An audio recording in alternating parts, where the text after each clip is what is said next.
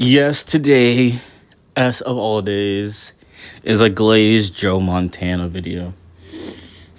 The undisputed GOAT, even though I know others may disagree and say it is someone that had number 12 on their back, but Joe was four years ahead, 4 points ahead, 4 touchdowns ahead, 4 anything ahead of Mr. 12. But as I digress, Mr. Joe Montana here, coming in at 6'2", 200 pounds, perfect for the quarterback position.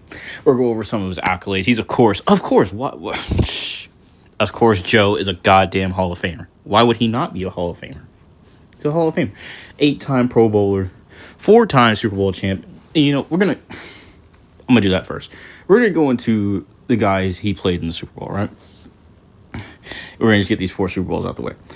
4 Super Bowls, yes. 4 first quarterback to win, the first quarterback to win 4 Super Bowls. Not in a row, but he still won 4.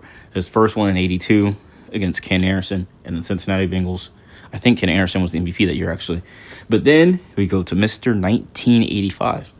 Now, the first thing people think about when they go to the year 1985 is the 85 Bears. But I'm not talking about the 85 Bears.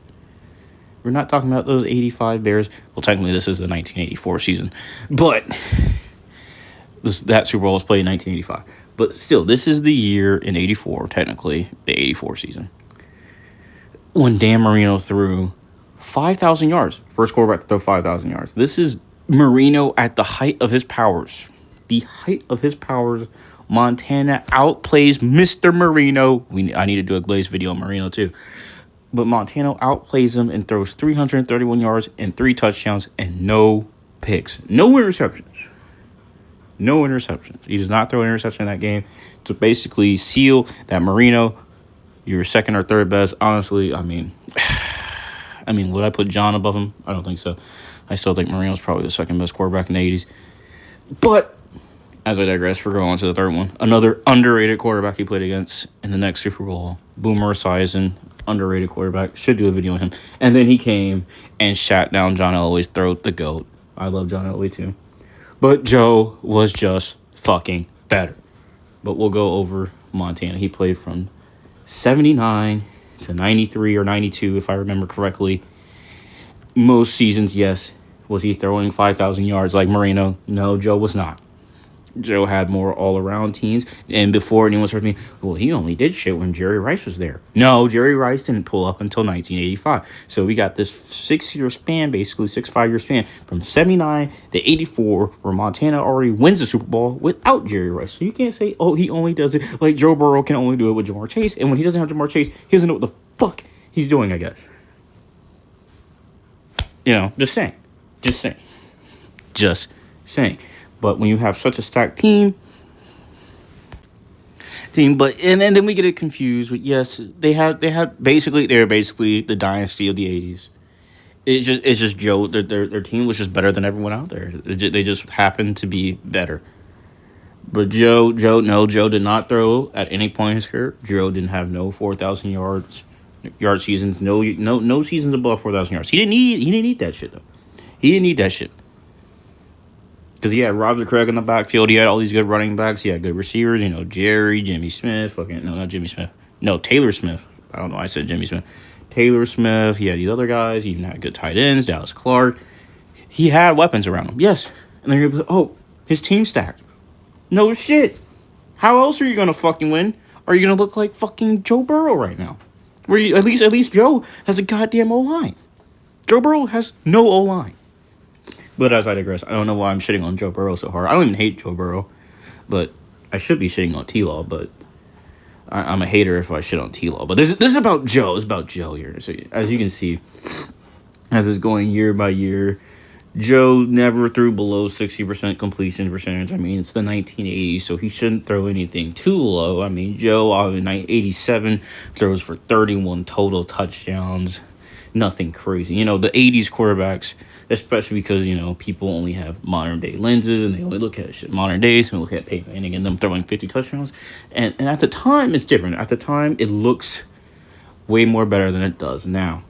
So even though throwing 31 touchdowns in 87 is still pretty impressive, because still in the 80s, it was still a run-heavy game. It didn't really start turning into a pass-heavy game around the 2000s. But still. Right here with Joe. And yes, we don't really talk about Joe, his Kansas City days, even though still, he still had good seasons with Kansas City. Nothing crazy, but he still produced. He still made the playoffs with Kansas City anyway. But still, his 4 years, he has a good legacy, Hall of Famer. He could do everything you need him to do. That's the same thing. He's a 1980s all-time decade team guy. He was a 2-time NFL MVP. Number 16, number 19 on the Chiefs. Only threw for 40,000 yards. 40,000 yards looks, compared to today, is fucking horrible. But his standard, it's good. Because I'm measuring him up to Joe Montana quality standards, which is still, for that time, pretty good. Even though nowadays, you saw a quarterback throw 40,000 yards, you'd be like, what the fuck is he doing? But as I digress, Joe was that fucking dude, year in, year out, always reliable, dependable, and as you can see on the screen right now, you see Marino. Look, so majestic, man. I can't wait to do my Glaze video on Marino. But Joe just had Marino's number, man. And look at Joe. Joe's running for his fucking life, man. But it doesn't matter. Look at how he running for his goddamn life. It doesn't matter. It just Montana had their number that day, and even though I honestly would say that the Dolphins were technically the better team, but hey, it's Montana. What do you expect? Because he was the quarterback of the 80s. There's no quarterback you can really say was better than him in the 80s. I mean, except for technically, I guess stats-wise, you could say Marino, but I'm talking more about winning. You really can't say no one is better than goddamn Joe. Because the same thing with Ken Anderson, even though Ken Anderson was basically in his last few seasons, as good as Ken Anderson was that year, he still lost. Marino still lost. Boomer Esiason along with Ickey Woods, they still lost because their defense was trash. Fucking Elway, because Elway was still maturing, but Elway got absolutely dogged on in that Super Bowl by them because just John wasn't in his late years yet.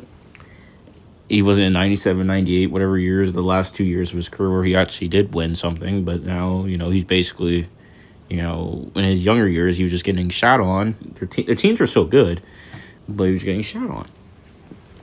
But still, he's the first player to also probably win the Super Bowl. I'm pretty sure he won the MVP 3 times. He won it 3 times, which is kind of crazy. They were the team of the 80s. There's nothing else much more you can really argue with, right here in the 80s, because Montana was just that fucking guy. As you can see, he's poised. Even he doesn't make many mistakes if you watch Montana. Even if you watch, I know I'm just showing fucking highlights because it's fucking Joe Cool, the best quarterback of all time. I know, number 12. I just don't really care. I really don't. Number 12's not really, number 12 plays in a softer their era. I'm not disputing his greatness or anything. I'm not saying he's fucking horrible. He's not. I still think him going to Tampa and winning a championship still kind of solidified that it was more him than Belichick, if you ask me, because I don't know if this happened earlier when Belichick was still younger, even though the Patriots were still kind of mid after Tom left, but still, this is more on Joe. But as you can see by the footage, Joe is out there running away from niggas like Lawrence Taylor, Reggie White, Ed Too Tall Jones in his last few years of career. Yes, because I have to get a Cowboy in there. You look at the footage here, and you see precision, good anticipation of throw. Look at this. Look at this throw. Look at it. Out in stride to Mr. Jerry freaking Rice. Yes, now Jerry's here. Now Joe's just fucking overpowered because you have Jerry Rice there, and you can basically just throw the ball up to Jerry, and Jerry's going to come up with it, It's not hard when you're playing in an offense like that. They're playing in the Bill Walsh West Coast offense. See, this is the original West Coast offense right here. Not the Air Coryell with Dan Fouts. This right here, the original West Coast offense. You've heard of it. You've heard of the West Coast offense before, but don't know where it comes from. This is where it comes from right here. right here from Joe Montana slinging the rock around to Jerry Rice. This is where it comes from. You really don't get a much better quarterback than Joe Montana. You just don't get much better than that. Mr. Joe Cool, not Broadway Joe. Joe Cool, Joe Montana. And then I know there's going to be people arguing after this video. Oh, but what about Tom? What about Aaron Rodgers? What about Elway? What about Marino? I mean, and those are great arguments. Those are great players. But I still would like to have my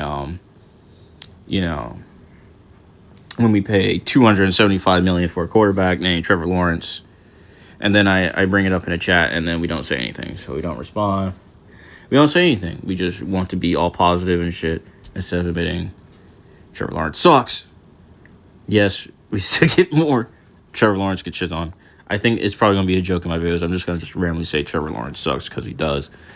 If he's on the Jaguars in more than 3 to 4 years from now, I guess I will be very surprised. I don't know it. But if you like the video, like, comment, subscribing would be great too. If you would like. I'm not going to force you. I don't have nothing else to do.